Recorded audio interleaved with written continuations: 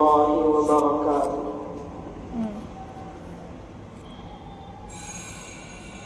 الحمد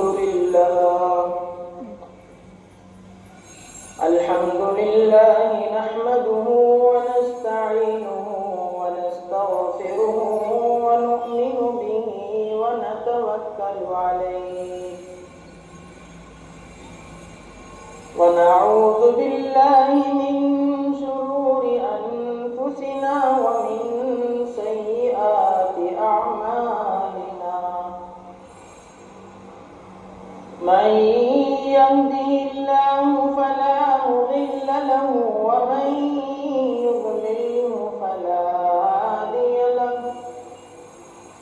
ونشهد أن لا إله إلا الله وحده لا شريك له. ونشهد أن سيدنا ومولانا محمدا عبده ورسوله. أما بعد فأعوذ بالله من الشيطان الرجيم. بسم الله الرحمن الرحيم. يا أيها الذين آمنوا من يرتد منكم عن دينه فسوف يأتي الله بقوم يحبهم ويحبونه أذلة على المؤمنين أعزة على الكافرين يجاهدون في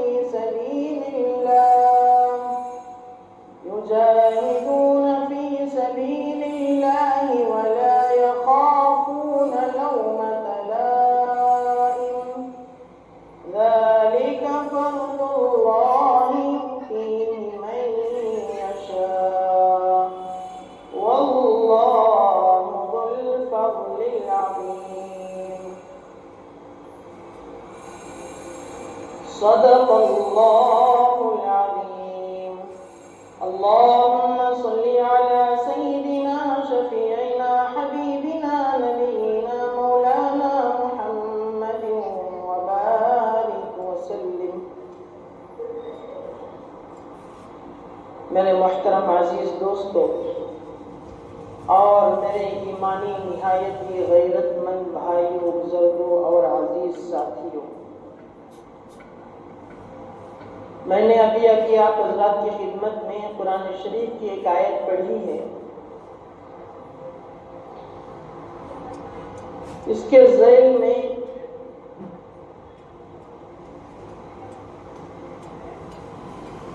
جو مضمون آپ حضرات کی خدمت میں عرض کرنے کا ارادہ ہے وہ حضرت صدیق اکبر سسر رسول خلیفۃ الرسول حضرت ابو بکر صدیق رضی اللہ عنہ کے متعلق مختصر سی ضروری اہم نکات پر گفتگو.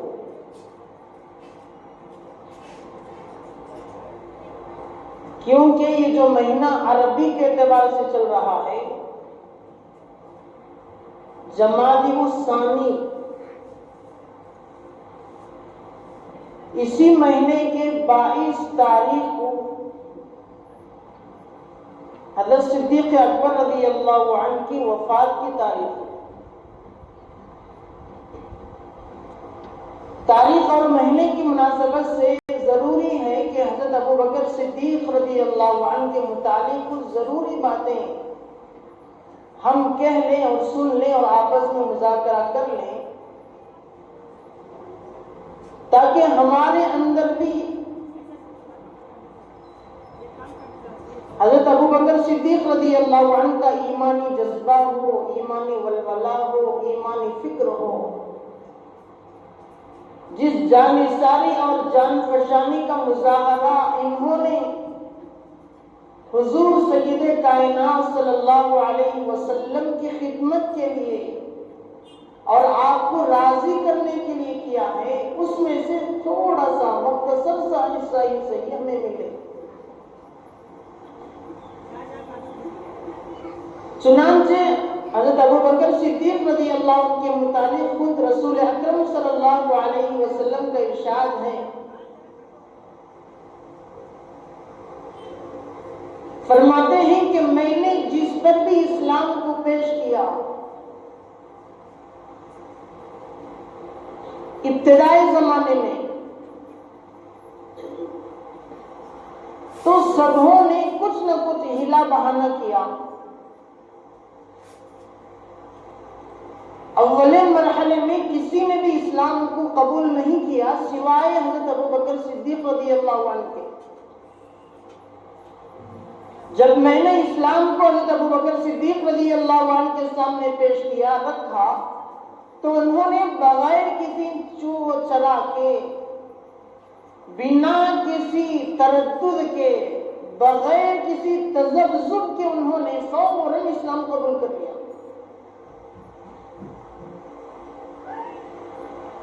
یہاں تک کہ حضرت علی رضی اللہ عنہ کی خدمت میں جب آپ علیہ السلام نے اسلام پیش کیا تو آپ نے بھی مشورے کے لیے وقت مانگا کہ یا رسول اللہ صلی اللہ علیہ وسلم، مجھے اپنے گھر والوں سے کچھ مشورے کے لیے وقت دیں، کچھ سوچنے کے لیے مجھے وقت چاہیے۔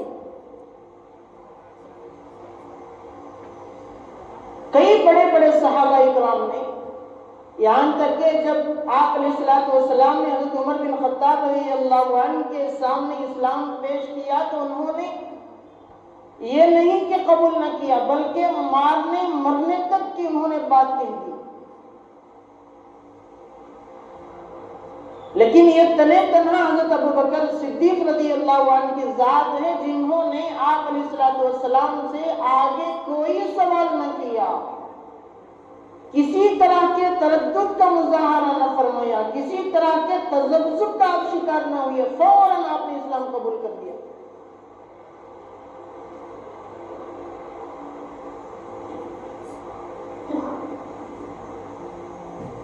تو اس لحاظ سے جنہوں نے اسلام قبول کیا، مردوں میں سب سے پہلے حضرت ابو بکر صدیق رضی اللہ عنہ نے اسلام قبول کیا۔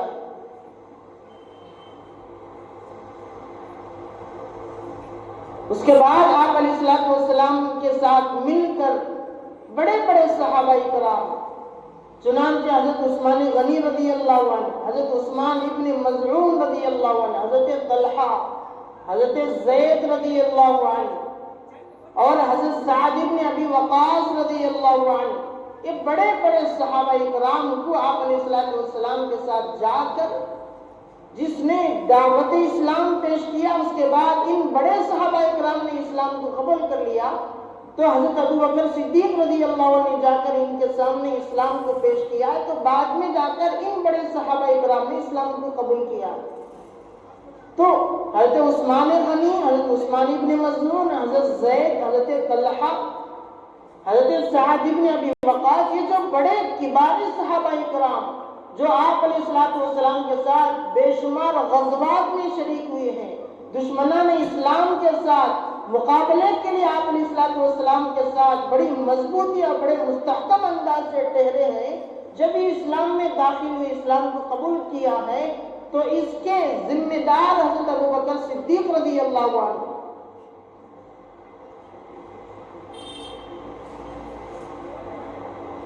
حضرت صدیق اکبر رضی اللہ عنہ کے متعلق خود اللہ کے نبی علیہ السلام فرمایا کرتے تھے کہ حضرت ابو بکر صدیق رضی اللہ عنہ میرے ہر دکھ سکھ کے ساتھی، ہمیشہ میری خوشی میں آپ شریک رہے، میرے غم میں آپ شریک رہے۔ کسی بھی وقت میں حضرت ابو بکر صدیق رضی اللہ عنہ نے آپ علیہ السلام کو تنہا نہ چھوڑا۔ چنانچہ ایک موقع پر اللہ کے محبوب سرکار دو عالم صلی اللہ علیہ وسلم کو کفار مکہ نے گھیر لیا کہ آپ اسلام کی دعوت دیتے ہیں، آپ ایک اللہ کے بارے میں کہتے ہیں، ایک خالق و مالک کی دنیا کے پیدا کرنے کے بارے میں آپ کہتے ہیں۔ کفار مکہ نے گھیر لیا، کسی نے آ کر حضرت ابو بکر صدیق رضی اللہ عنہ کو اطلاع دی، کہا کہ آپ اپنے بھائی، اپنے دوست کے بارے میں خبر لیجئے، ادریک صاحبہ، اس کے بارے میں خبر کیجئے، محمد کے بارے میں، ان کو کفار مکہ نے گھیر لیا ہے۔ سنتے ہی حضرت ابو بکر صدیق رضی اللہ عنہ فوراً اس مجمع میں جنہوں نے گھیرا ہوا تھا کفار کے مجمع میں گھس جاتے ہیں اور جا کر بڑی مضبوطی کے ساتھ کھڑے ہو جاتے ہیں اور کہتے ہیں کہ اتقتلون رجلا ان یقول ربی اللہ وقد جاءکم بالبینات من ربکم، کیا تم ایک ایسے آدمی کو قتل کر دینا، مار ڈالنا چاہتے ہو جو کہتا ہے کہ میرا رب ایک اللہ ہے، اگرچہ کہ اس نے اس کے باوجود دلائل پیش کیے ہیں، براہین اس کے پاس موجود ہیں، ثبوت اور پروف اس کے ساتھ موجود ہیں کہ اکیلا تنہا اللہ کیسے ہے، اس کے باوجود آپ ایسے آدمی کو قتل کر دینا اور مار ڈالنا چاہتے ہو۔ اس کے بعد کفار مکہ نے حضرت محمد صلی اللہ علیہ وسلم کو چھوڑ دیا، مجمع سے جانے دیا، گھیراؤ سے باہر ہٹنے کا موقع دیا۔ اس کے بعد کفار مکہ نے حضرت ابو بکر صدیق رضی اللہ عنہ پر امنڈ آئے اور آپ کو بے تحاشا مارا۔ یہاں تک فرماتے ہیں کہ کفار نے آپ کو اتنا مارا حتیٰ کہ آپ بے ہوش ہو گئے۔ بے ہوشی سے پہلے تک جب آپ مار کھا رہے، زخمی ہو رہے، اس وقت تک حضرت ابو بکر صدیق رضی اللہ عنہ ایک ہی لفظ اپنی زبان سے کہہ رہے ہیں، تبارکت یا ذا الجلال والاکرام، تبارکت یا ذا الجلال والاکرام۔ یہ محبت کا تقاضا تھا کہ جس سے محبت ہو رہی ہے، جس سے محبت کرنے کا دعویٰ ہو رہا ہے، جس سے اظہار محبت ہو رہا ہے، اس کی خاطر یہ نہیں کہ صرف بھوک برداشت کی جائے، اس کی خاطر یہ نہیں کہ تھوڑی سی مشقتیں اور تکلیفیں، مختصر سی ایذائیں برداشت کی جائے، یہاں تک کہ جان کو بھی خوشی کے ساتھ اپنے سینے سے لگا لیا جائے، یہ محبت کا تقاضا تھا جو حضرت ابو بکر سیدنا صدیق اکبر رضی اللہ عنہ نے آپ علیہ السلام کے لیے نچھاور کر دیا۔ یہ حضرت صدیق اکبر رضی اللہ عنہ کی ذات گرامی ہے۔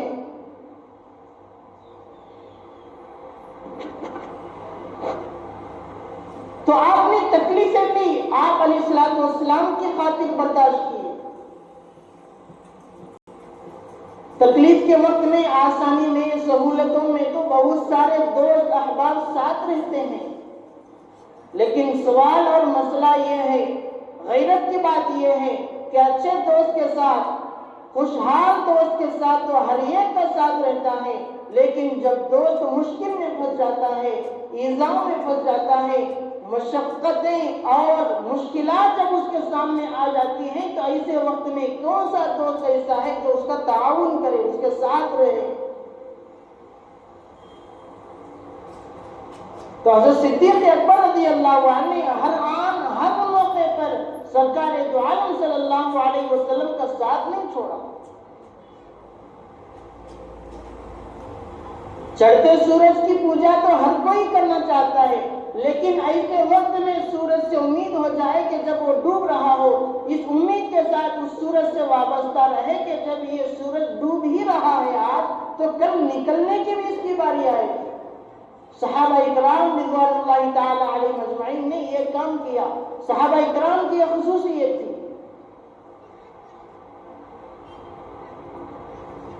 آسانیوں میں، مشقتوں میں، مصیبتوں میں، ایذا اور تکلیفوں کے پہنچانے کے وقت میں ہر آن حضرت صدیق اکبر رضی اللہ عنہ آپ کے ساتھ رہے۔ چنانچہ اعمال میں بھی آپ ہمیشہ آگے رہے۔ کسی بھی نیکی کے کرنے کا موقع آتا، کسی ثواب کے کام کے کرنے کی بات آتی، تو سب سے پہلے آگے بڑھ کر جو شخصیت حصہ لیا کرتی تھی وہ حضرت صدیق اکبر رضی اللہ عنہ کی ذات۔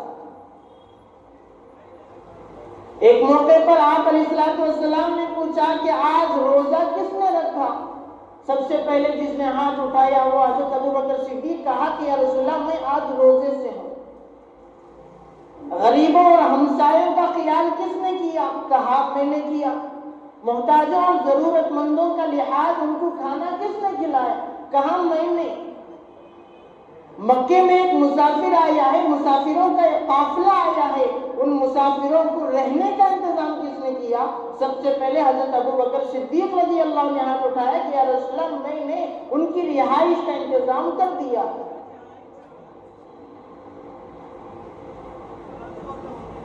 مکے والے جب ہمیں تکلیف دے رہے ہیں، مشکلات ہمارے سامنے لا رہے ہیں، تکلیفیں دے رہے ہیں، مصیبتیں ہمارے سامنے لا رہے ہیں، اس کے باوجود ان کے ساتھ ہمدردی کے ساتھ، میانہ روی کے ساتھ، اخلاص کے ساتھ کون رہ رہا ہے؟ فرمایا کہ صدیق اکبر رضی اللہ عنہ نے ہاتھ اٹھایا کہ یا رسول اللہ میں رہ رہا ہوں، ان کے تکلیفیں دینے کے باوجود میں اپنے دین اور ایمان اسلام پر مضبوطی کے ساتھ، بڑے استحکام کے ساتھ جمع ہوا۔ اس کے بعد آپ علیہ السلام نے فرمایا جس آدمی کے اندر یہ خوبیاں اور ایسی خصوصیات ہوں، میں آج گواہی دیتا ہوں کہ یہ آدمی ضرور جنت میں داخل ہوگا۔ چنانچہ احادیث طیبہ میں حضرت ابو بکر صدیق رضی اللہ عنہ کی ذات وہ ذات گرامی ہے جس کے فضائل میں، جس کی شخصیت میں، جس کی خوبیوں پر اللہ کے نبی علیہ السلام کی 181 احادیث ہیں، 180 پر ایک حدیثیں جو حضرت ابو بکر صدیق رضی اللہ عنہ کے فضائل ہیں۔ اس میں بعض احادیث تو چاروں خلفاء کے بارے میں ہیں، بعض احادیث 3 خلفاء کے بارے میں، بعض حضرت ابو بکر صدیق اور حضرت عمر کے فضائل پر، اور بعض احادیث صرف اور صرف خلیفۃ الرسول حضرت سیدنا ابو بکر صدیق رضی اللہ عنہ کی شان میں بیان کیے گئے۔ جہاں آپ رضی اللہ عنہ کی خصوصیات بے شمار ہیں،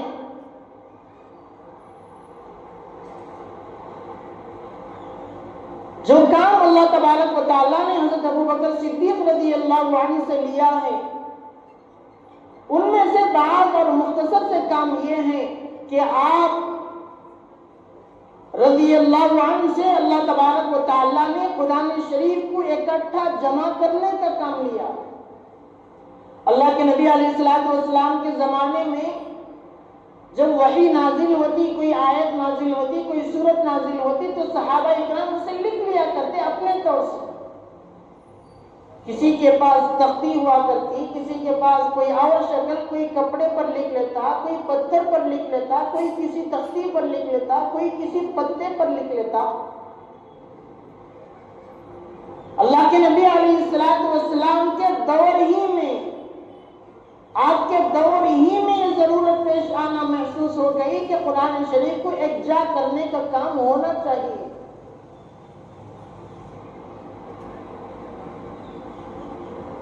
چونکہ ایک جنگ پیش آئی جس میں 70 سے زیادہ حفاظ اور قاری شہید کر دیے گئے۔ ضرورت پیش آئی کہ حفاظ تو اس طرح سے شہید ہو رہے ہیں، دنیا سے رخصت ہو رہے ہیں، نعوذ باللہ کہیں ایسا نہ ہو کہ جو قرآن اللہ تبارک و تعالیٰ نے محبوب سرکار دو عالم صلی اللہ علیہ وسلم پر نازل فرمایا ہے، ان میں سے ایک حرف بھی کہیں ضائع نہ ہو جائے۔ ایک ایک حرف کی حفاظت ہونی چاہیے، ایک ایک لفظ کو اکٹھا کرنے کا کام ہونا چاہیے۔ اللہ کے نبی علیہ السلام کے دور میں تو بڑی مضبوطی، بڑے استحکام کے ساتھ یہ عمل سر انجام نہ پا سکا۔ حضرت ابو بکر صدیق رضی اللہ عنہ کے زمانے خلافت میں یہ کام شروع ہو گیا۔ تو چنانچہ اللہ تبارک و تعالیٰ نے آپ رضی اللہ عنہ سے جامع القرآن کا کام لیا کہ قرآن کو جمع کیا جائے، اکٹھا کیا جائے، ایک ہی مصحف میں جمع کیا جائے۔ جب اس کو تقریباً جمع کر دیا گیا تو اس قرآن کریم کو جو جمع کیا گیا ہے اس کا وقتی طور پر ایک نام رکھنے کی ضرورت پیش آئی۔ اس کا نام رکھنے کی ذمہ داری بھی اللہ تبارک و تعالیٰ نے حضرت ابو بکر صدیق رضی اللہ عنہ کے کندھوں پر ڈالی۔ آپ نے اس کا نام رکھا مصحف۔ مصحف کا نام آپ نے قرآن شریف کا رکھا۔ تو قرآن شریف کی خدمت کا کام بھی اللہ تبارک و تعالیٰ نے حضرت ابو بکر صدیق رضی اللہ عنہ سے لیا۔